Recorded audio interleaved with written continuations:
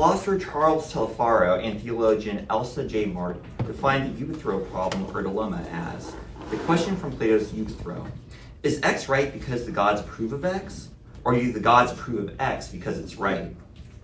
Although the worship of the classic Greek pantheon is virtually non-existent in the modern age, the challenge remains just as relevant as ever, as it's frequently used by atheist philosophers to discredit moral arguments for God's existence. This is exactly what Louise Antony tends to do in her essays, Atheism is Perfect Piety and the Failure of Moral Arguments, by arguing that morality logically cannot be grounded in God, even if he exists. Against this, my thesis is that the mainstream Christian doctrine of the Holy Trinity solves the Euthyphro dilemma by providing a way for God to decree moral laws not based on his arbitrary preference or standard outside himself, but namely that moral standards are grounded in his communal nature, and God decrees what will help create and maintain a thriving community. The purpose of this essay, therefore, is not to make a case for God's existence based on objective moral standards, but rather to use the Trinity to explain the relationship between God and morality while rebutting Antony's Euthyphro argument for why theists should accept that morality must be grounded outside of God. We can begin by analyzing Antony's position, which he states, there may be good reasons to believe in God, but the existence of morality is not one of them. Even if one is a theist, one should affirm the independence of moral value from the existence of God. In this passage, Antony clarifies that she is arguing first, not against God's existence per se, but against a common argument for his existence. And second, even if God does exist, he logically cannot be the source of moral standards. In the concluding section of The Failure of Moral Arguments, Antony aims at what she calls the inadequacy argument, a theoretical moral argument which argues that if there are universal moral laws that humans ought to obey, there must also be a moral lawgiver or God. The inadequacy argument is the theist's claim that atheist metaethical systems are inadequate to explain the grounding of objective moral values.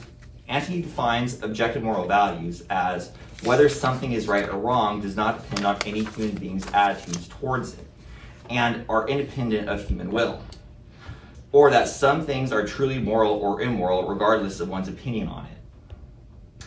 Antony provides two possible meanings for the term grounding, but the one I'm focusing on is a truth-making relation, or simply, what makes moral truths true. To this end, Antony states her strategy in discrediting inadequacy arguments is not by demonstrating how morality can be objective in an atheistic framework, but by demonstrating that God's existence alone is insufficient for explaining the existence of objective morality. Likewise, my objective in this essay is not to present a sound theoretical moral argument of God's existence, but to argue why Antony failed to prove such arguments cannot succeed. To argue that objective moral values cannot be logically grounded in God's existence, and, by extension, that they cannot be sufficient for justifying belief in him, Antony deploys what she calls an updated Euthyphro challenge, consisting of modern philosophical terminology, particularly divine command theory, or DCT, and what she calls divine independence theory, or DIT. Antony's argument seems to be partially an argument from definitions, as it relies heavily on how she defines both divine command theory, quote, that it is God's command that explains why good acts are good, and DIT, or divine independence theory, quote, that it is the goodness of the acts that explains why God commands them, end quote. To reconstruct her argument, premise one, the theist has two options, either A, divine command theory, that morally good actions are morally good simply in virtue of God's favoring them, or B, divine independence theory, that God favors them because they are, independently of his favoring them, morally good. Premise 2. According to option A, there is nothing about a given action being moral or immoral prior to God prescribing or prohibiting it. By implication, if, hypothetically, God were to order somebody to torture an innocent child, it would be moral to follow such a disturbing command and immoral not to. Premise 3. Most theists would insist that God would never give such a command because it's contrary to his moral nature. However, if God were not to order something because it's immoral, then it must have been immoral prior to him giving his orders. meaning it cannot be his orders that determine the moral status of an action or an order for that action. Therefore, divine independence theory is true and divine command theory is false. To reiterate Anthony's point, if it was only God's command that qualifies something as moral or immoral, God could potentially command anything he chose, which would be moral by definition. On the other hand, if God would never command needlessly cruel actions, then it would seem God's decisions are guided by moral principles outside his control. This raises the question, is something being outside of God's control synonymous with being outside of himself? Typically, theists respond to challenges like Antony's by suggesting that God's moral character is what he bases his commandments on, which they argue is outside of his control, yet not outside himself. However, theists usually lack an argument as to why God's character is necessarily good rather than evil. Christian philosopher Paul Copan argues Antony commits a false dichotomy fallacy by insisting that the theist's only two options are that objective moral standards are external to God and strong divine command theories, while ignoring the possible third option of a moderate divine command theory. In their definition of DCT, Euthyphro and Marty distinguish between strong versions, which, quote, hold that moral truths consist of God's commands, and moderate versions, which claim that moral truths can be analyzed in terms of God's approval or disapproval. That is, according to moderate DCTs, God's commandments may assist humanity in discerning right from wrong, but they are not what determines right and wrong in the first place. In the moderate DCT that Coven proposes, what defines right and wrong is not God's commandments themselves or an inherent goodness of particular commandments, but that God's necessarily good character. And God issues commands based on what he knows is best for us. Because God is perfectly loving, he can never fail to be loving, making it a logical contradiction for him to issue unloving commands, just like creating a square circle or a married bachelor. If Coben is correct, God's perfectly loving nature is just what theists need to solve the Euthyphro dilemma. On one hand, God doesn't choose his own nature, but it is part of who he is through eternity. While on the other hand, his nature does not come from anyone other than himself. Anthony challenges this response by questioning why God's nature, and by extension his commands, are necessarily good. She argues that God being all-powerful or all-knowing does not equate to also being perfectly loving, meaning it's theoretically possible God issues commands based on his own self-interest, and humanity's only justification for compliance is avoiding his wrath. To use an analogy to demonstrate Anthony's point, if God's eternal nature was different, say if he was instead of being perfectly loving, he was perfectly sadistic, and decreed for humanity to cause each other pain for his amusement, that would not mean it is moral for God to make such decrees or for humanity to follow them. Anthony is correct that it would be immoral to torture a child in the case of sadistic God ordering it for his amusement, and an analysis of why provides valuable insight for our purpose. If there was an argument for why it would be moral to carry out such an unthinkable order, it would be because God created us, so we owe him our obedience in return. The notion of owing God a debt is predicated on him doing something for us. But if he only created us for the purpose of exploitation, he didn't do us a service, but a disservice, releasing us from any moral obligation to do his will. Anthony is correct that if humanity is obligated to obey God's commands, it is predicated on God having their best interests in mind. While Copen merely asserts that God is necessarily loving and thus incapable of making selfish commands, I will argue that the Trinity provides sufficient reason for why God's nature is such. Before articulating how the Holy Trinity solves Anthony's updated Euthyphro dilemma, it's necessary to explain the concept of the Trinity in Christian theology. Despite the doctrinal differences that divide Christian denominations, most of them agree on the doctrine of the Trinity, which Euthyphro and Marty define as the belief that God is not a homogeneous or undifferentiated being, but rather that God is one in substance but three in persons: Father, Son, and Holy Spirit. Perhaps the most concise explanation of the term substance was provided by the Council of Nicaea in 325 CE as the Son of God, Jesus, begotten of the Father, the only begotten, that is, begotten, not made, being of one substance with the Father. In other words, Jesus Christ and the Holy Spirit are not merely two entities that are similar to God the Father, but they are the same entity. Theologian Wayne Grudem clarifies, 1. Jesus Christ was not created by God the Father, but instead existed alongside him throughout eternity. 2. The Holy Spirit is not merely the power of God at work, but is a personal being, and fully God alongside God the Father and Jesus. 3. Jesus and the Holy Spirit are not lesser in authority or power than God the Father, but are as equals. 4. God does not change between each person of the Trinity at different times as if they are modes, but exists as all three eternally and simultaneously. 5. Each person of the Trinity is not 1/3 God, but fully God. Here, we should clarify the meaning of person in a Trinitarian context. Thomas Aquinas described the terms persons in a Trinitarian context as figures with the ability to think and act who all share the same attributes and are only distinguished by how they relate to each other and the individual roles that they play in God's narrative. This description of the Trinity, as provided by Aquinas and Grudem, is standard for all Christian denominations who confess the Nicene Creed, as we see right here. The Trinity is foundational to the entirety of mainstream Christianity, including Christian ethics. Although Trinitarianism is monotheistic, due to the distinction between persons in the Godhead, it can be said that the Trinity is, in a sense, a community. Theologian Michael Reeves explains that the source of God's infinitely loving nature is that the three persons of the Trinity have loved each other through eternity, even before the creation of the world. By creating humanity in his image,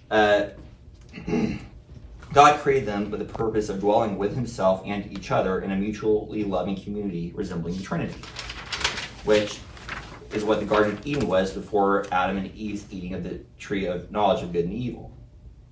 Yet it was not merely Adam and Eve's act of defying God that ruined the harmony of the garden, but rather their misplaced love which led to it, as they ultimately loved themselves more than God and each other.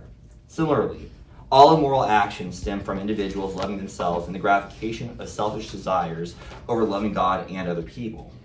It's for this reason that Jesus taught that the most important commandment is to love God with all your heart, soul, and mind, and the second, to love your neighbor as yourself, in Matthew 22:37-40.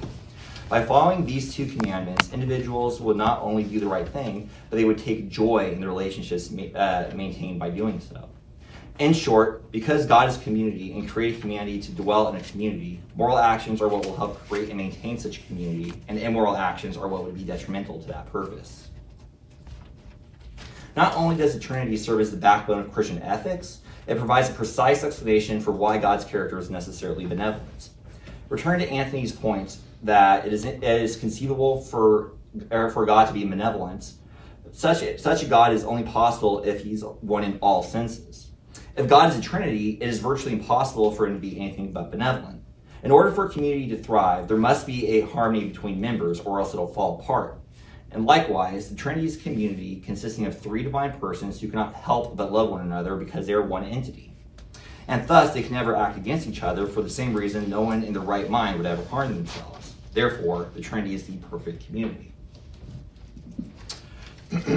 Not only does God being a Trinity mean that the persons in the Godhead are necessarily benevolent to one another, it makes it extremely unlikely for God to act non-benevolently to anyone outside the Godhead. In order for the Trinitarian God to act evilly towards anyone, he would have to create someone outside the divine community just for the sake of tormenting them, which seems counterintuitive for a community who delights in mutual benevolence through eternity. Therefore, it follows that God would only create people for the purpose of communing with himself and each other in mutual benevolence. With the doctrine of the Trinity, its role in Christian ethics, and implication on God's nature being established, I can now present my case for why it refutes Anthony's updated Euthyphro challenge. Again, the crux of her arguments is the strict dichotomy that either God's commandments are what determines right and wrong, or that God bases his commandments on external moral standards. The third option to the dichotomy is that God's own character, which is what determines right and wrong, and the Trinity explains precisely how. God is the perfect community whose members exist in perfect harmony with each other and create humanity to share in said community. Thus, right and wrong are determined by God's communal nature. If an action is beneficial for building and maintaining God's perfectly harmonious community, are moral, and those which are not are immoral, and God bases his commands on that principle. Because God's perfectly commutable nature is eternal, that is not something that he can change, and because it's his own nature, it's not external but internal to him. Therefore, the Trinity provides a way for how morality can be grounded in God's existence, other than the only two Antony insists on. Meaning her updated Euthyphro challenge is in fact a false dichotomy fallacy. Not only does my Trinitarian explanation of morality solve the Euthyphro dilemma, it succeeds in grounding most or even all perceived moral truths. An example Antony gives of a conviction widely considered to be a moral truth is that it's immoral to cause another person pain unnecessarily, and the truth makers it is grounded on are the fact that most human beings are able to experience pain, and it's common knowledge that they have such a capacity. Yet, Antony grants that humans having the capacity to feel pain, and that's common knowledge that they have this, are merely descriptive facts, which are insufficient for establishing normative facts, such as whether it's moral or immoral to do something. In other words, it's one thing to know the specifics of a particular situation, and it's quite another to know how to respond to those specifics. Yet my Trinitarian explanation of morality provides grounding for why it's immoral to cause other people pain unnecessarily. We're all created with the intrinsic purpose of coexisting in a perfectly benevolent community, and causing each other pain without good reason won't help bring forth such a community, so it's in our mutual best interest not to do so. While that's not to say that the Trinity provides an easy solution to every conceivable moral dilemma, it is helpful for explaining the plethora of commonly accepted moral truths. Just to name a few examples, people in privileged social classes like myself have an obligation to break down oppressive systems because God created people in oppressed classes to coexist as equals in his perfect community. We have an obligation to take care of the environment because God's ideal community needs a place to dwell. Adults have an obligation to protect children because they are potentially the next generation of God's community. We have an obligation to take care of animals because that is a responsibility God specifically designated humanity as members in his community, particularly in Genesis 1:26. We have a moral obligation to look after ourselves because we cannot be productive members of God's community if we neglect our individual needs. And we have an obligation to use ethical tactics in war because God created soldiers and civilians from the opposing side to exist with us in his ideal community. I can go on listing examples of moral convictions commonly accepted as truths, but the ones I already listed should be more than enough to demonstrate that my Trinitarian-based DCT is worth taking seriously.